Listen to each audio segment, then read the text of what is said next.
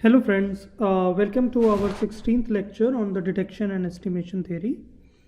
In this particular lecture, we are going to look at the composite hypothesis testing techniques. So till now what we have done is we have talked about the simple hypothesis testing.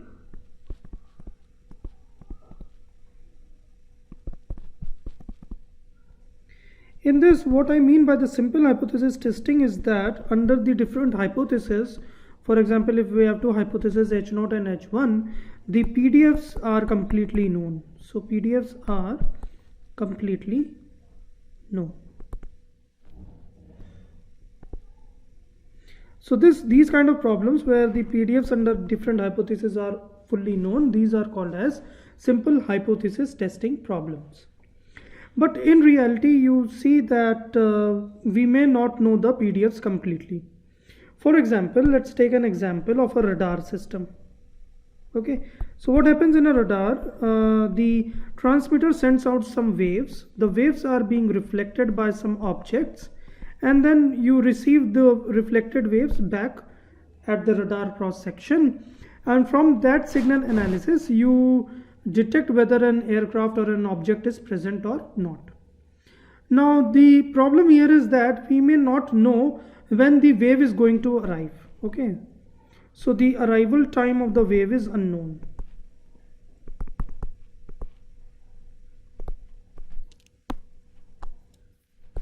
Alright, you can have another situation in a communication system. Take an example of a communication system. So you have a transmitter and you have a receiver here. Now the transmitter is going to transmit at some frequency f, c, which is, let's say, the carrier frequency. The receiver is going to receive this signal and then process this signal, which it thinks it to be at the frequency fc. But you see, in general, in reality, these two frequencies may not be exactly the same.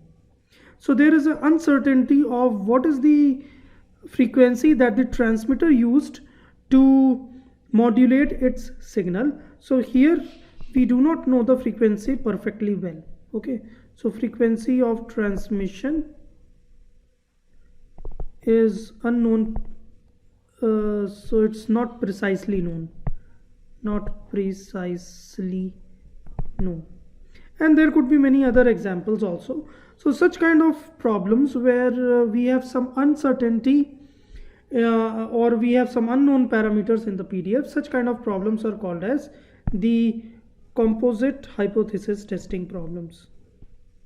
Okay, so such kind of problems come under composite hypothesis testing.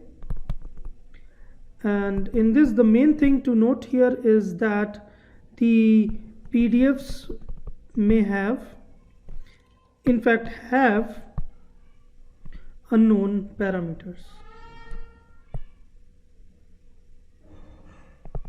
Okay, so in fact what we do is we express our uncertainty by including unknown parameters in the PDF.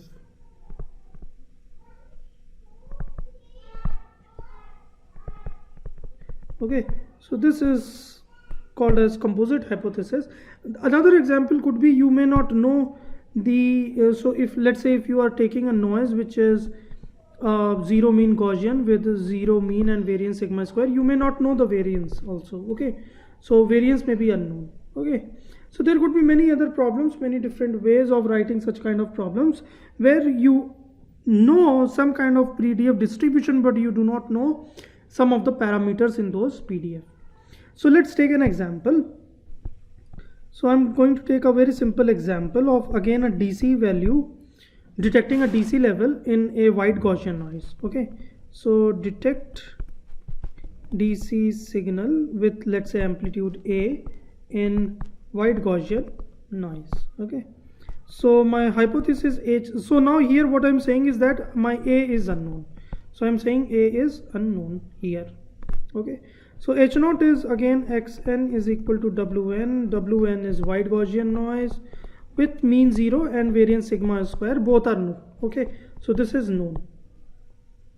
But under hypothesis H1, my xn is equal to a plus wn, where I'm saying a is unknown to me. Alright, now for such kind of a problem, I need to detect whether hypothesis 0 is correct or 1 is correct. Now a can take many different values. A could be 1, 2, 3, 4 and so on. So such problems are a bit complex than the simple hypothesis testing problems. But we do have some methods to solve such kind of problems. So let's see whether knowing A does make any sense in our detection capability. So the first question that we want to answer is, does knowing A, or if the A is unknown, does it make any changes to our NP test?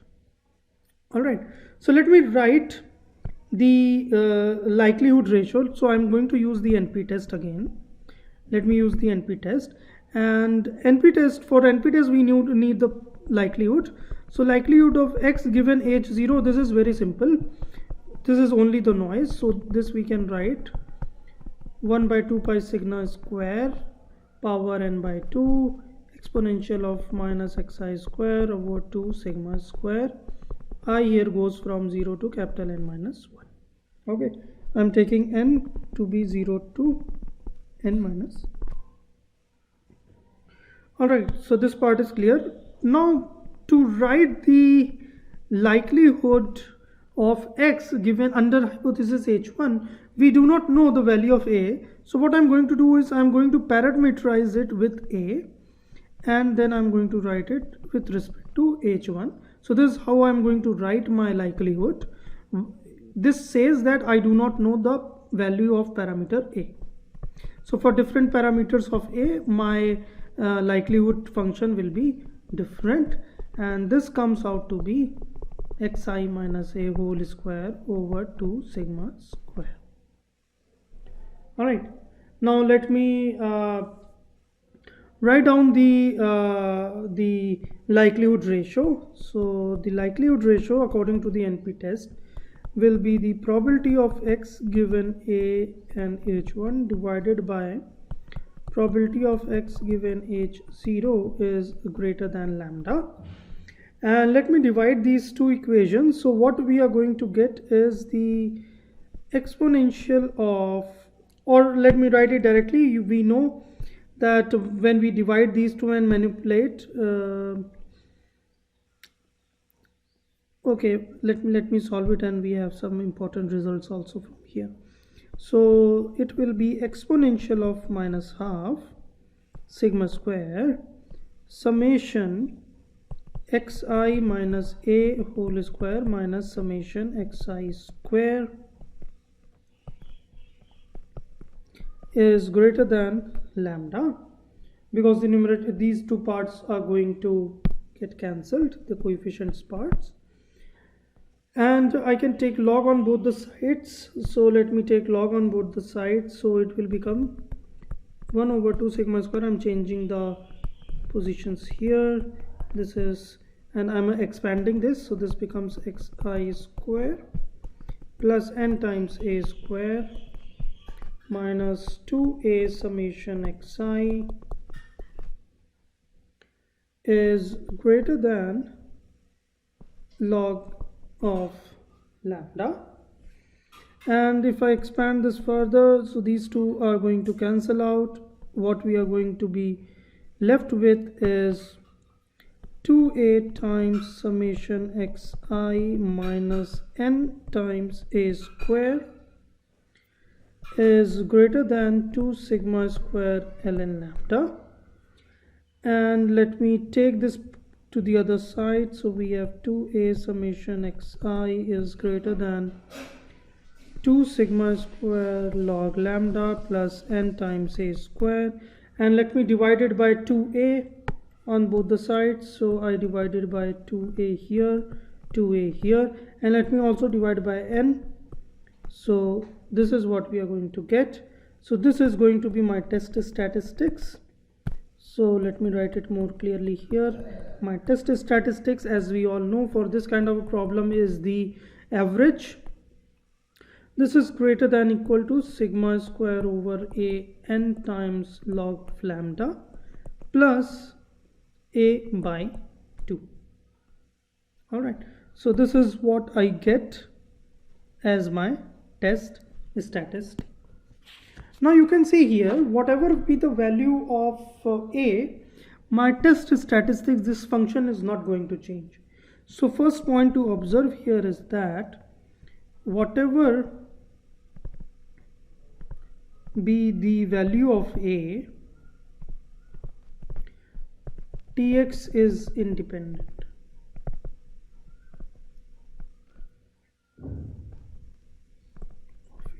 Okay, so whatever be the value of a, tx is not going to change. Now what about this portion? Okay, this portion, let me call it as a lambda dash, which is the threshold. So lambda dash or the threshold depends on a. Okay, you can see here we have a on both the sides here. So the threshold is going to be dependent on a.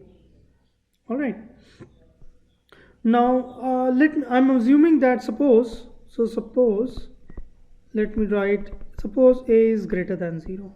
Okay, suppose a is greater than 0. So what is going to be my probability of false alarm? Probability of false alarm is the probability that my test statistics is greater than some lambda dash. Okay, given hypothesis 0 is correct, which is equal to the q function of, so we know that the test statistics, so let me also write, the tx follows a normal distribution with 0 mean and variance sigma square over n under hypothesis h0, and it is 0 mean and a mean is a, variance is sigma square over n under hypothesis h1. This we have discussed in detail in some of the earlier lectures. So looking at this problem, my probability of false alarm will be a q function of lambda dash divided by under root of sigma square over n. So this is going to be my probability of false alarm, and from here I can also get the lambda dash, which is equal to under root of sigma square by n q inverse of probability of false alarm. Now you can see here my probability of false alarm is also independent of a. So it does not depend on what is the value of a, my probability of false alarm remains the same.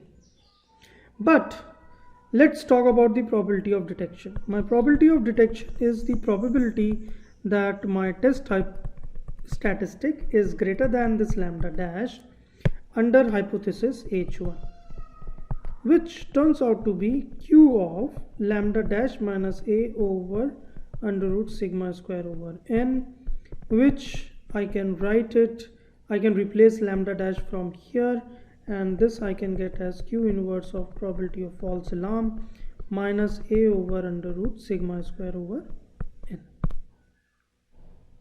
Now you can see that my probability of detection depends on a, and this is a very important point here that we are trying to make. So now what is the conclusion from this analysis is that suppose you are given a problem where some of the parameters are unknown to us. So in this particular example, my a parameter was unknown. So we could see that my NP test statistics remained the same.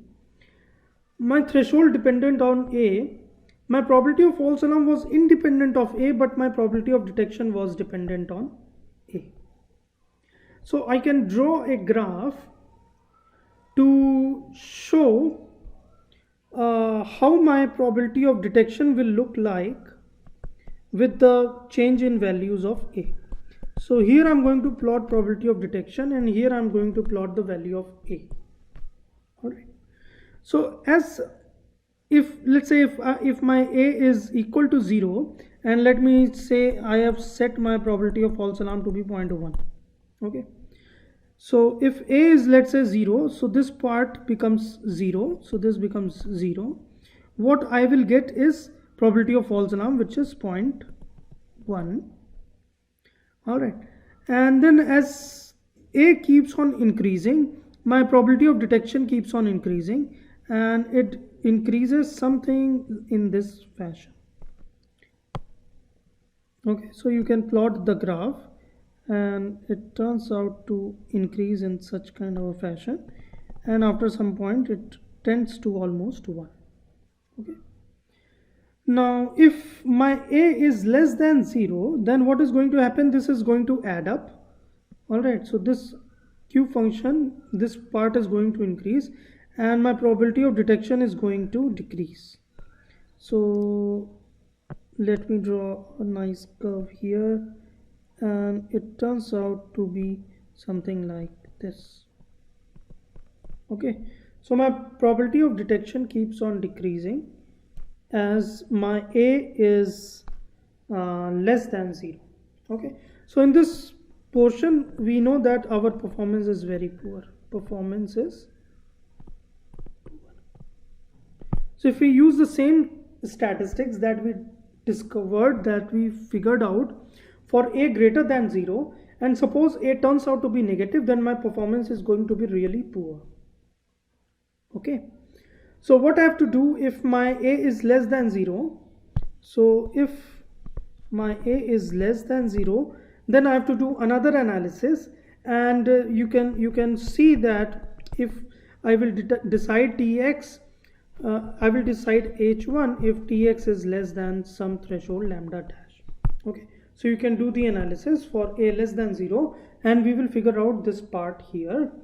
And for this case we can draw the PD to be something like this, which will be basically a symmetric function across this 0 axis. So this is for tx less than lambda dash, this one is for tx greater than lambda dash under a greater than 0, this is under a less than 0. All right, now the main part here that I wanted to draw our attention to is, see, we do not know what is going to be a could be either positive or a could be either negative, and if we use NP test kind of strategies here, then we are going to end up making a very large detection errors. Okay, you can see the probability of detection in these two regimes is quite low. That means we are going to make lots of errors if we just simply use the NP test and took one side of the parameters or the values of a. All right, so we could see there is a need of a different kind of a test statistic, a different kind of a test strategy, where we could, if a is unknown, if a is free to take any of the values from -infinity to infinity, it works uniformly between those intervals. All right, so this is our conclusion here. The conclusion is that the NP tests may not be optimal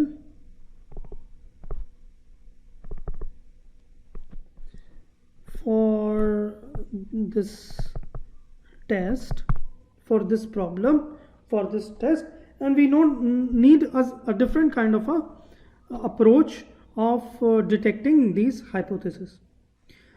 So in this we can see that if we break this test into two parts, let's say we test here if hypothesis H0, which is a is equal to 0, and hypothesis H1 where I say a is greater than 0, and I break into two parts, a is equal to 0, hypothesis H1 is a is less than 0, the third one is hypothesis H is 0 is equal to a is equal to 0, hypothesis H1 is a not equal to 0.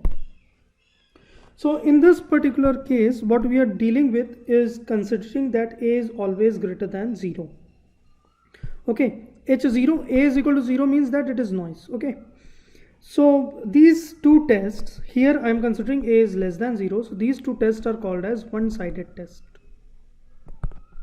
Okay, because they are just looking at one side of the A. Either A is greater than 0 or less than 0. This particular case, we call it as a two-sided test. Here we are looking at both the sides of A. Now, for these two one-sided tests, we do know that the optimal test strategy is the NP test. Okay, so in this case, our NP test with Tx greater than lambda dash is the optimal test, or the best test that we can have. In this also we know, using the NP test, that if Tx is less than lambda dash, so this is obviously for hypothesis H1 to detect. If this is the case, then we know that this test is the best test that we can have. So such kind of tests, which are the best among which are the best cases or the best detectors in a particular problem, is called as a uniformly most powerful test. Okay, UMP in short we say. So such kind of test which are the best, or using the NP test gives us always the best results. For such kind of tests which are the best among all the tests in those in that problem, these are called as uniformly most powerful test. So in this particular problem, we know that this test is the most powerful test or the best test. In this particular case where A is less than 0, this test is going to be the best test. But if you see, for this particular example, we cannot have either of this test or this test to be the best test, because suppose if I have a test which is Tx, let's say greater than lambda dash, then it will be poor for A less than 0 and vice versa. Okay, so for this case UMP may not exist. Okay, so UMP may not exist. So it is similar to the estimation theory that we discussed. So we have the Cramer-Rao lower bound. So if you draw parallels with the estimation theory, we have the Cramer-Rao lower bound, which tells us this is the best lowest variance that we can achieve for a given estimator. But every time we cannot get a Cramer-Rao lower bound, then we use certain kind of approximations. For example, we may go for maximum likelihood, or we may go for least square estimate, and so on, which may have variance greater than the Cramer-Rao lower bound. So the same thing is here also. For a particular problem, when we have a NP test, it is the best test that we can have for a given problem. But suppose for a given problem of, let's say, of this kind of a fashion, if we do not have a NP test which does not give a proper result under all values of A, then in such kind of case we do not have a uniformly most powerful test, and then we have to go for some suboptimal tests. Alright, so this is the whole crux of this particular detection problem, where if we have unknown parameters here, then we cannot go for NP test kind of a thing. We have to look for some other tests which are suboptimal. So what we do is we find out suboptimal tests and we compare it with the best test. Now the best test we know is obviously the NP test, but NP test, because some of the parameters are unknown, the NP test may be defined for certain intervals of the problem. Okay, so in this case, let's say if I'm talking about this case, so if I'm talking about this particular case here, we know the best test in this case is NP test for A greater than 0 and NP test for A less than 0. So we can break this problem into two parts and then we can get the best test. okay, which will act as a benchmark. Okay, this is the benchmark, or the, you can say, the upper bound on probability of detection. Whatever test, the suboptimal test we are going to derive for this kind of problems will have PD less than this upper bound PD. Okay, let me call it a star. All right, so this thing, it will be more clear as we move further and solve some of the example problems. So this is what is the crux of the these kind of problems, and such kind of test. So let me also define a terminology which is called as the clairvoyant detector, which is defined as a detector that assumes perfect knowledge of an unknown parameter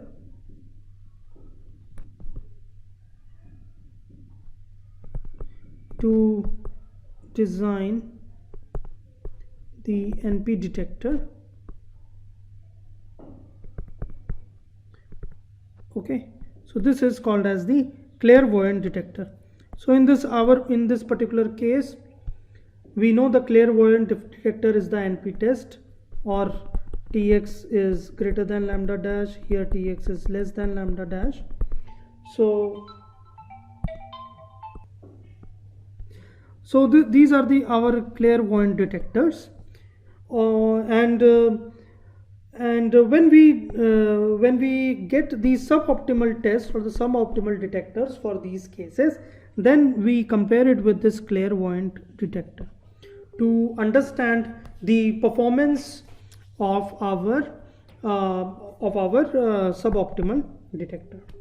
All right, so the composite hypothesis testing problem. So our composite hypothesis testing problem can be solved in two ways. One is taking the Bayesian approach, and the other one is called as the generalized likelihood ratio test, which is in short called as GLRT test. So these are the two approaches that are used to solve the composite hypothesis testing problem. In the next class, we are going to see in detail these two testing approaches, and then discuss their drawbacks and advantages. So this is all for the today's class. Thank you very much.